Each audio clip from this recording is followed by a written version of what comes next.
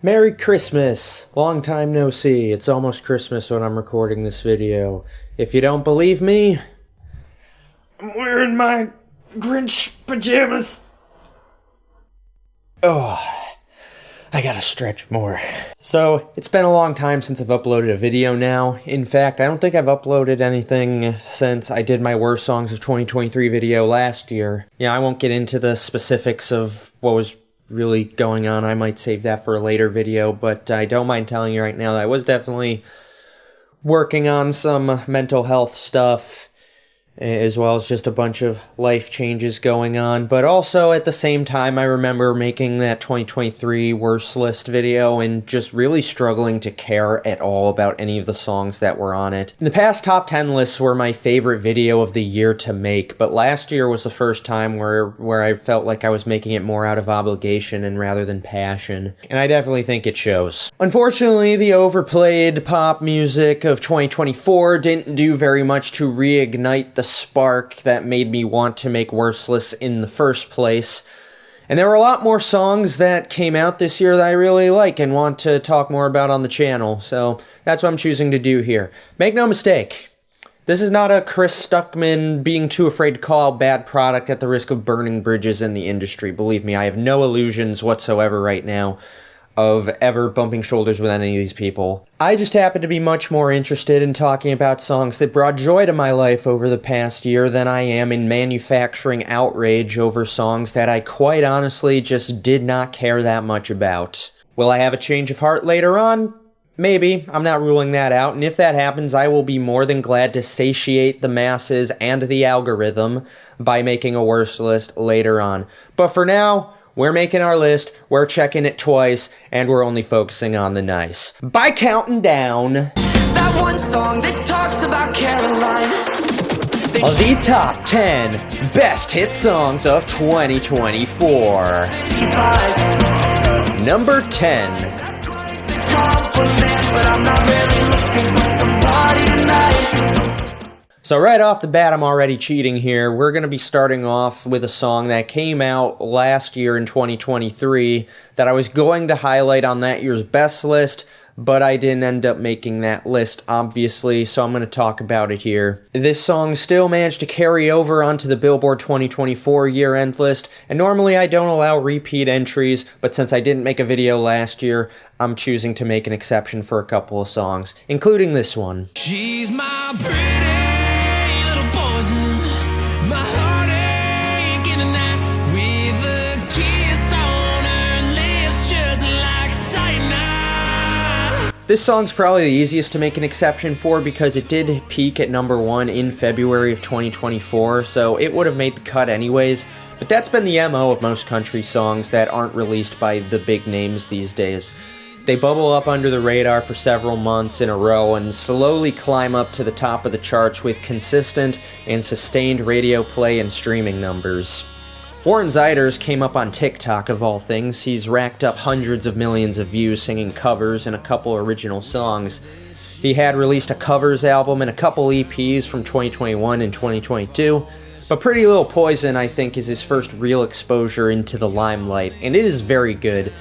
It's a very well-written, heartfelt song about how easy it is to fall back into a relationship that was, and probably should still be over. I think what I like most about this song is how sincere it sounds. One of the problems with a song like this is when the singer relapses with an ex is how easily you can fall into the trap of making it sound too good. Like take Maroon 5 for instance. They have like 12 of these songs, and you can't take any of them seriously because none of them have a genuine feeling of remorse. It's just, oh, woe is me, all I do is have really hot sex with my beautiful ex-girlfriend, look how smoldering and sexy my pain is. This song does not give me that sense at all. It acknowledges up front from the beginning that this is obviously a bad idea, but the high of having one of more passionate night is just too good for him to resist anyways. And the way Warren belts out that hook really strikes the exact right tone that this song is looking for. You just can't stop yourself and you're always going back for more. Just like I am to this song. And number 9. Now, if you've watched my past year-end list, then you know that I typically go by feel when determining the songs that go on these lists, especially for the best list, because most of these are songs that make me feel something other than, existential dread. But I'm also a real sucker for nostalgia, and if a song reminds me of a song or a memory from my younger years, it lets me overlook a lot of its misgivings, and this song is certainly one of those for me.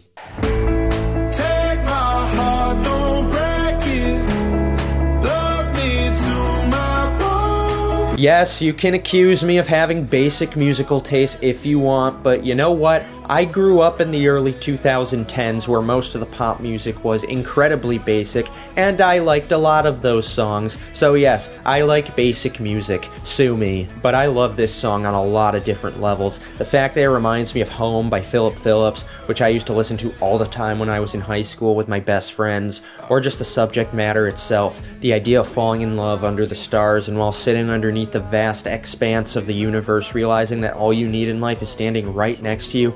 Oh my god, it's so romantic! Miles Smith, who's probably the most generic sounding name this side of Zach Bryan, got noticed by a high-ranking music executive on, you guessed it, TikTok.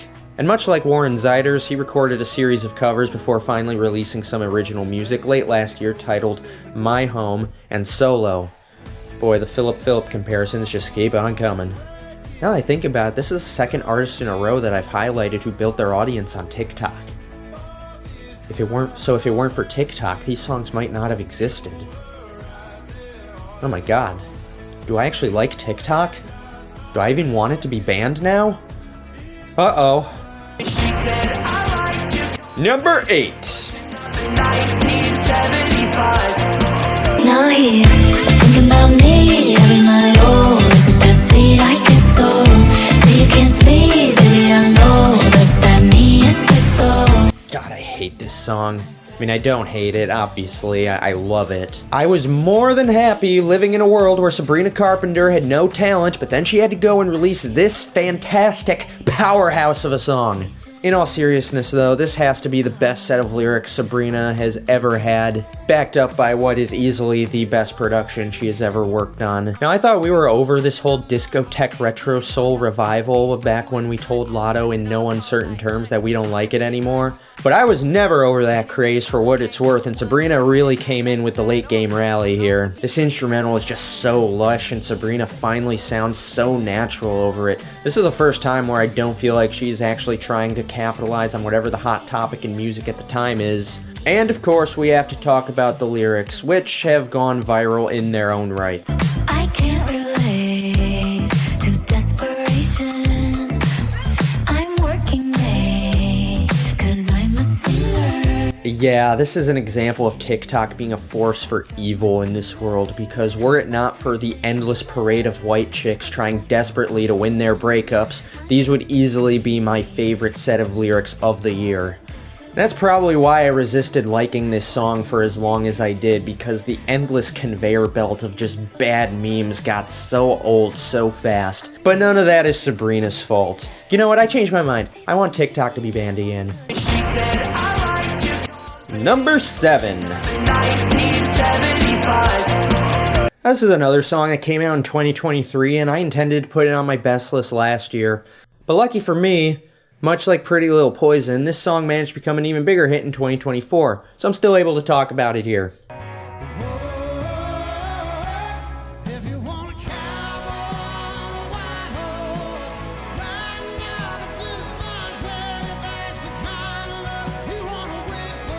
If you've been listening to country music over the last couple years now, you'd notice that the genre has been developing a more pronounced rock and roll edge. And of all the songs that rocked in country music, none rocked harder than White Horse by Chris Stapleton. And I really do like how this song takes the symbolism of the white horse and kind of turns it on his head. The singer's basically telling this girl that if she's expecting him to be the perfect knight in shining armor up on the white charger, then she's going to have to wait, because Chris Stapleton is nowhere near that yet. It is important to set expectations when entering into a relationship.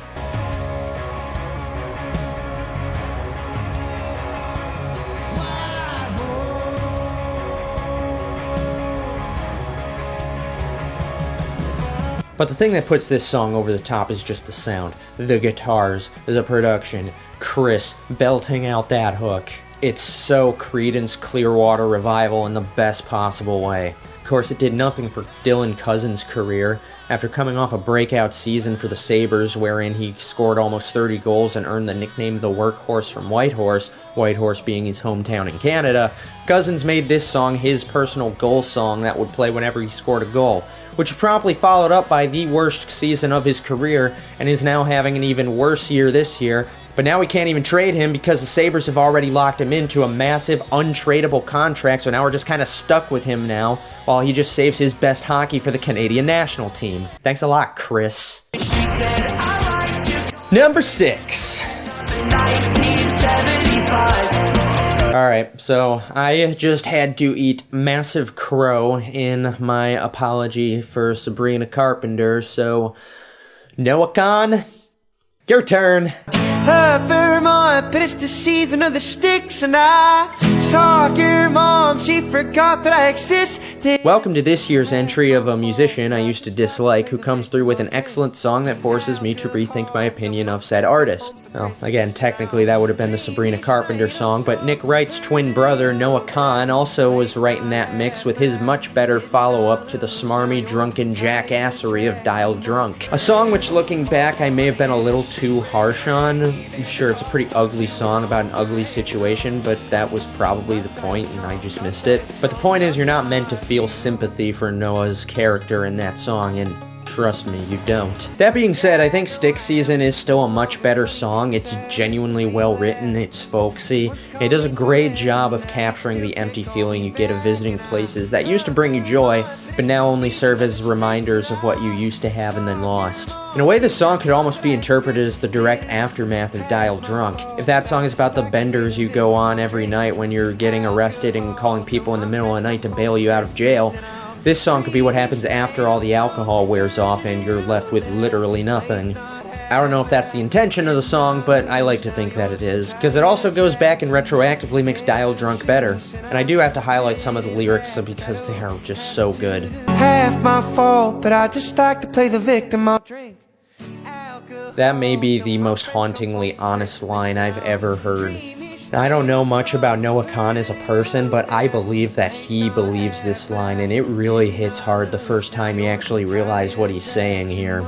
That one line alone did a lot to make me rethink my whole outlook on Noah Khan's music. And there is also a strong sense of feeling left behind. The song itself is about a lost romance, but it also weaves in the subtext that while he's been staying put in his hometown, a lot of his friends have moved on to bigger and better things, and he's just kind of waiting around for them all to come back so he'll actually have something to do. And that could also possibly be what's pushing him to all the drinking and the alcohol, which still has a pretty strong presence in here, but unlike Dial Drunk, where it's on the forefront here, it's just kind of like a background presence. It's not really the main theme of the song, but it's always kind of looming over, casting a shadow over the whole thing. I'll drink alcohol till my friends come home for Christmas. And Now, I don't know if I actually said in my video last year that I thought Noah Khan was a bad songwriter. I'd have to go back and rewatch it.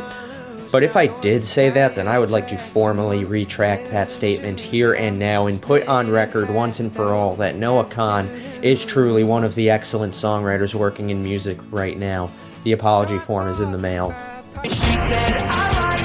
Number 5. 1975. Alright, this is the last song from 2023 that I'm going to be putting on this list. I'm picking out this dress, trying on these shoes, 'cause I'll be single soon, I'll be single soon. This would have made it pretty high on my list had I done it for 2023 because it is just a house. Selena Gomez, an artist that I've kind of been rooting for a while now. She came up in the same crop of Disney Channel princesses as Demi Lovato, Miley Cyrus, and of course Nickelodeon's Ariana Grande. But she struggled for a long time to really break out of her mold because, well, she never really had one. She couldn't sing as well as Ariana, she wasn't as controversial as Miley, and she just didn't have the strength of personality that Demi had. It just always felt like she was constantly getting overshadowed by her contemporaries, which is a shame because I always thought she was capable of making a song like this. I'm usually not a fan of songs that seem to take pleasure believer in breaking hearts in the way that this song seems to do, but A, Selena doesn't make that the primary focus of the song anyways, and B, if you read between the lines, you get the feeling that this guy maybe has it coming.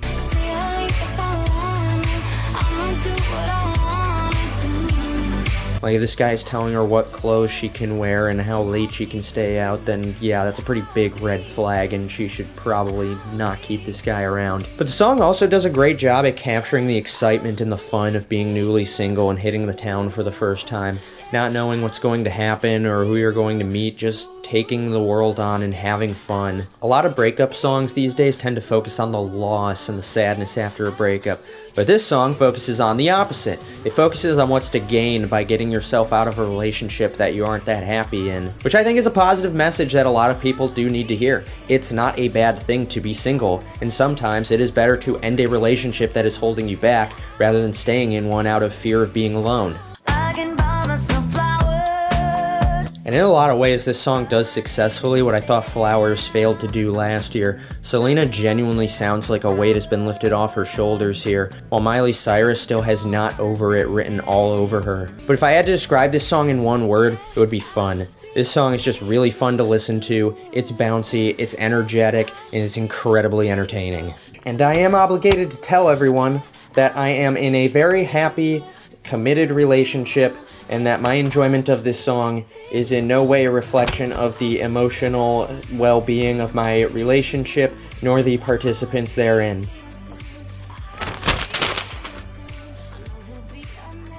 Next. Number 4. After a couple of years of doing my best and worst list, I've started to feel more like a relationship counselor sometimes than a music critic. I can't tell you how many of the songs that have landed on my worst list that I've pointed out display obviously toxic behavior that should be an enormous red flag to any current or prospective partner. In fact, I believe last year I actively encouraged Morgan Wallen to seek professional help before even considering entering into a serious relationship. And even in the songs that I like, such as the last entry on this list, or Stick Season, or Pretty Little Poison, I feel like I'm offering more insights on these people's interpersonal relationships than I am providing actual critiques of the songs. Which is why I'm happy to have a song on this list that doesn't give a damn what I have to say by an artist more than willing to continue on indulging in the obviously self-destructive behavior regardless of any counsel that I or anyone else could give. I think I'll take my whiskey and leave my coffee black and my bed at 3.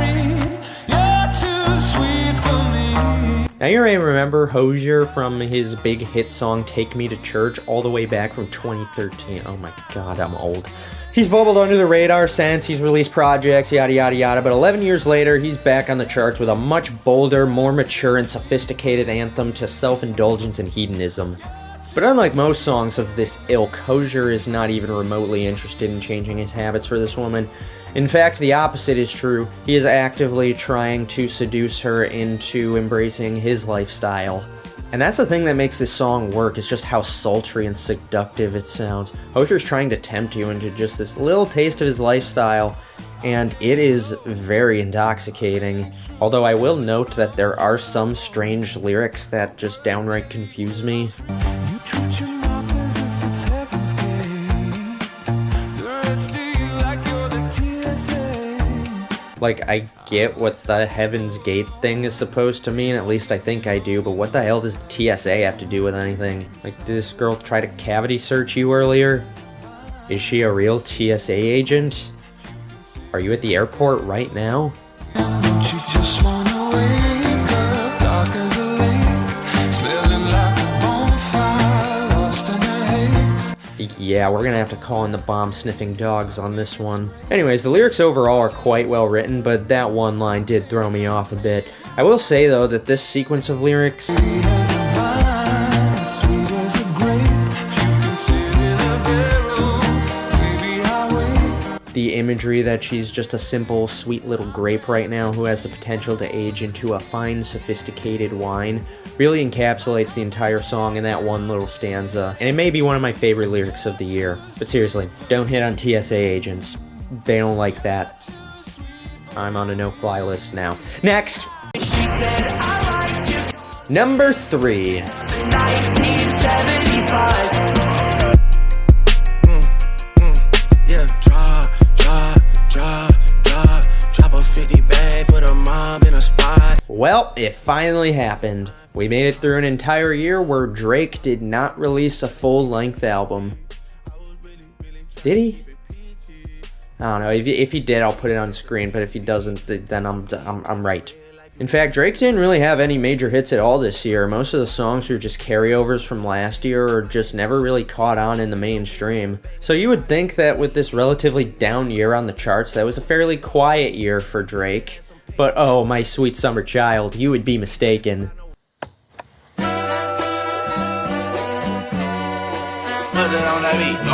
Aye, monster on the beat, ho, Debo, any rap nigga, he a free throw, man down, call like Amber Lambs, tell him breathe, bro, nail a nigga to the cross, he walk around like. Now there's a long history between Drake and Kendrick Lamar that I don't really have time to get into, but this particular scenario, I guess, was sparked up when Kendrick Lamar rejected the suggestion from J. Cole that he shared the Big Three crown with him and Drake. Father to be, love when they argue the hardest MC. Is it K-Dot, is it Aubrey or me? We the Big Three like we started a league. Which, even though Drake wasn't even the guy who made that suggestion in the first place, Kendrick Lamar just decided that he was gonna end this man's whole career.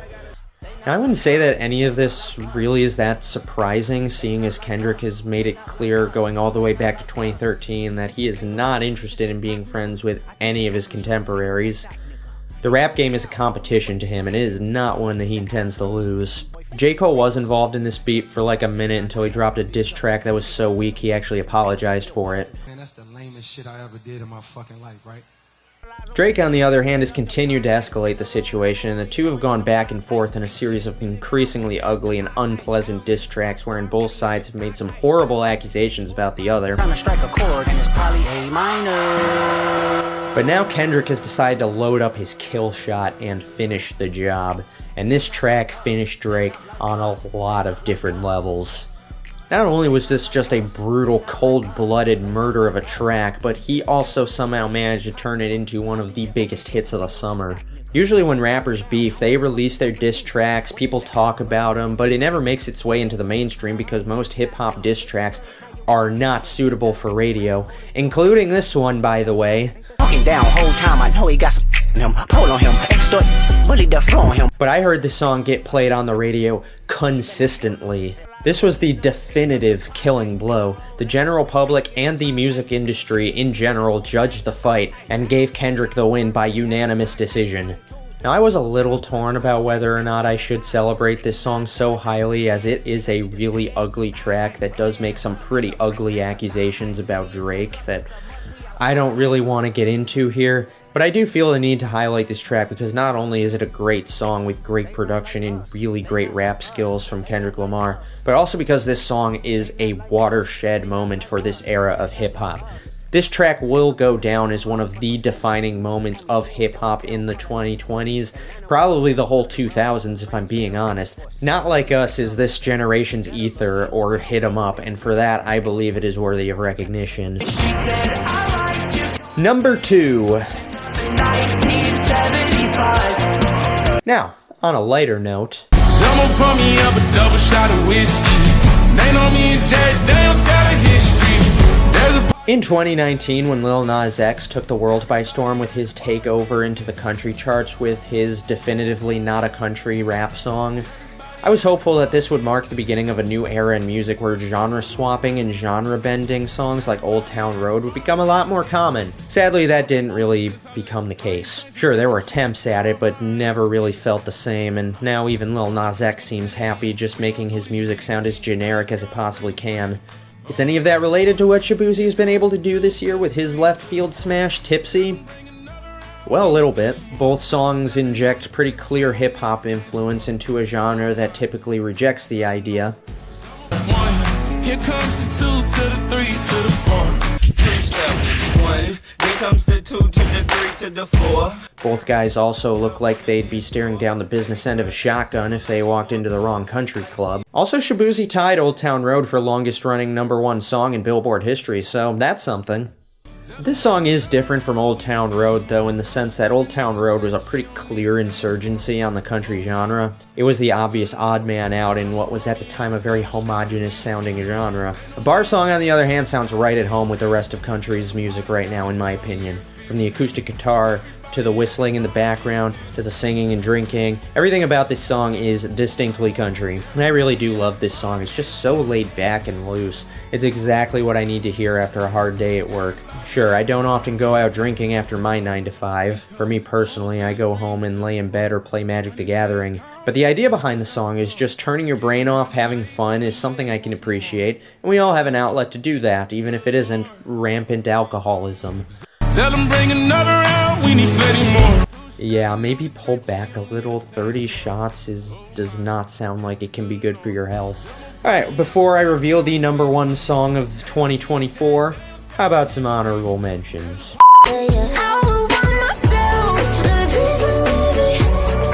I've seen Tate McRae slowly come into her own as an artist since she got her start as a laboratory-grown Billie Eilish clone, and I found myself rooting for her even though most of her songs tend to be pretty mid, including this one.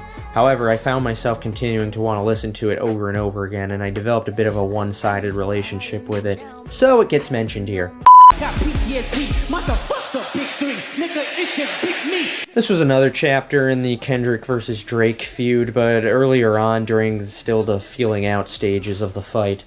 Doesn't change the fact that Metro Boomin provides an absolute banger of a beat, and even Future, who I tend to dislike, has a couple of genuinely good lines in this song. But you all know who you came here for, it's for Lamar, and it doesn't disappoint either. This is a song that's made me stan Taylor Swift and Post Malone over Taylor and Travis. Also, for the record, I don't see any ring on that finger yet, Travis. My star quarterback is actually engaged to his celebrity girlfriend. Where's our Hallmark movie, damn it? Did your boobs stop working? Did your truck break down? This was one of the last cuts I made for the list, and it was a painful one. I don't usually relate to these kinds of songs, obviously, because I'm not a young blonde girl who looks exactly like Taylor Swift. I'm a grumpy 27-year-old man.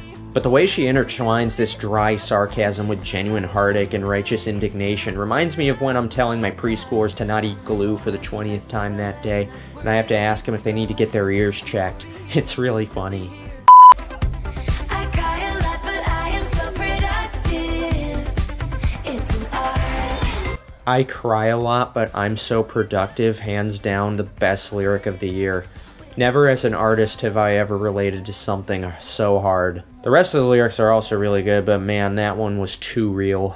You my little boo thing, so I'll give a hoot what you do, say girl, I know you a little. This is another song from last year that would have made my best list and probably would have been pretty high at that. One thing that really takes me aback about this song is just how forward and upfront he is. What's with ya? If you book tonight, that's fiction. That's an awfully bold thing to say for someone who knows he's talking to a woman who is spoken for. But it's bold in a charming and entertaining way, not a creepy Shawn Mendes way. Alright, that's gonna do it for the honorable mentions. No need putting it off any further. It's what you came here for, the main event, the coup de grace, the number 1 hit song of 2024. She said, I like you. Number 1. 1975. You know I said that I am better now, better now. I only say. Now, many of you who have watched these lists in the past probably know that I have a pretty complicated relationship with Post Malone. His first big hit, White Iverson, made me pretty sure I was never going to like anything he ever did, and for a while that was true, but then something funny happened. He actually started growing as an artist, and he began making songs that I really like. And at the time I probably would have denied liking them, but if I'm being honest with myself, Rockstar, Better Now, Circles, I Like You, Chemical, all really good songs, and I stand by that. On top of that, I began realizing outside of music that he actually seems like a really cool dude. He plays Magic the Gathering. I play Magic the Gathering. It's like we're the same person. By all accounts, he just seems like a really genuine, down-to-earth kind of guy, so I've been wrestling for a solid 2 years now over whether or not I'm an official postie. And let's just say, I had some help coming to that conclusion. I had some help. It ain't like I can make this kind of mess all by myself. Don't act like you ain't helped me pull that some reason this year, and I'm not really sure why, but a bunch of big name musicians who are not country artists decide to try to start making country music this year. Post Malone easily outdid his competition here. This song itself is really interesting because on its surface, it's just a breakup song. The implication is that she broke up with him because he drinks too much or something, I don't know. And Posty comes at it from, well, yes, but you enabled me the whole time we were together, so don't act like it's just on me. You also had a hand in this. Sure, that may be just a shallow, alcoholic attempt to deflect blame and avoid taking accountability, but it does open some interesting discussion about how both parties bring their own baggage into a relationship. And whether or not they want to admit it, it takes contributions from both sides to end those. Oh, look at that, here I go giving relationship advice again. Having said all that though, even as I'm sitting here right now, I'm realizing that maybe I would have liked to have seen Posty or Morgan Wallen try and show even a little bit of accountability from their own end, because this does feel pretty one-sided. I could also make the argument in that regard that this song was written in the denial stage of the breakup and therefore isn't really trying to look inward and introspect. You thought I'd take the blame for us to crawl and go around like you and you. Also, Morgan Wallen is on this song, and let's just say that his personal journey to self-actualization, well, let's just say it's been rocky. I do have to give the man some credit, though, for what may be the assist of the year on this song. I actually really like the chemistry he has with Post Malone and the role that he plays on this song, where it sounds like he's been here before and he and Posty are trying to kind of pick each other up, and I think that's nice. The song also just has a really fun vibe around it too. It's bouncy, it's catchy, and it's really fun to listen to. It's not just a miserable breakup song about being sad and drinking your pain away, it's like dancing on the grave of the relationship. It's like how you're kind of glad that the relationship is over, but you still kind of want to get your shots in on the ex, so you make a whole bunch of vague social media posts about how much better you are without this person, except this song actually sounds like it believes it, and is not just a desperate cry for attention. I never got tired of it once. This was the song that I enjoyed listening to the most all year, and that's really all I look to at the end of the day when I'm deciding what my favorite song of the year was. And it is also the song that made me officially jump on the side of Team Posty. I take back every mean thing I ever said about the man. I'm sorry that I once said that he looks like a genetically altered trash panda. I'm sorry that I once likened his singing to that of a magical singing goat. I'm sorry for all of it. Post Malone is the greatest musical mind of our generation, and Travis Kelce wishes that he were half the man that Post Malone is. Merry Christmas, Posty forever.